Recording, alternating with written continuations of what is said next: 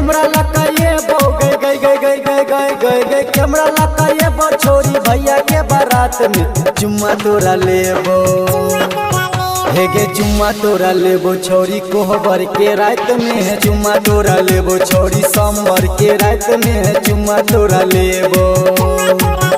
हे गे कैमरा लगाइए बो गए गए गए गए गए गए गए गए कैमरा लगाइए बो छोरी भैया के बारात में चुम्मा तोरा लेबो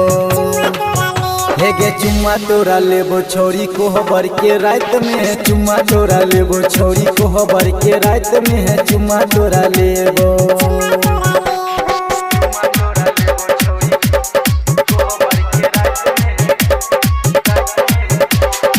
म्यूजिक डायरेक्टर टुनटुन बाबू सल्हा। सत्यम सावरिया रिकॉर्डिंग स्टूडियो। हे गे देखो ने छोरी तोहर भैया हमरा साथ में लेबो बोला के चुम्मा आई भोर रात में हे गे देखो ने छोरी तोहर भैया हमरा साथ में लेबो बोला के चुम्मा आई भोर रात में हे गाल काट लेबो गए गए गए गए गए गए गए गए दांत काट लेबो छोरी शादी के रात में चुम्मा तोरा लेबो हे गे चुम्मा तोरा लेबो छोरी कोहबर के रात में चुम्मा तोरा लेबो छोरी शादी के रात में चुम्मा तोरा लेबो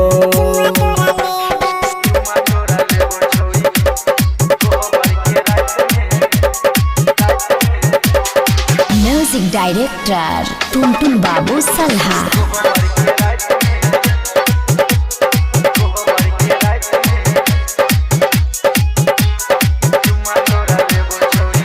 हे गे राइटर उतीम प्रिंस छौगे सनकल गायक कुसुम बाओ हो छौगे कनखल हे गे राजेश मुकेश प्रिंस छौगे सनकल साथ में आल छे भाई शत्रुधन कैमरा लगाइए बो गए गए गए गए गए गए गए गए कैमरा लगाइए बो छोरी भैया के बारात में चुम्मा तोरा लेबो हे गे चुम्मा तोरा लेबो छोरी कोहबर के रात में चुम्मा तोरा लेबो छोरी कोहबर के रात में चुम्मा तोरा लेबो।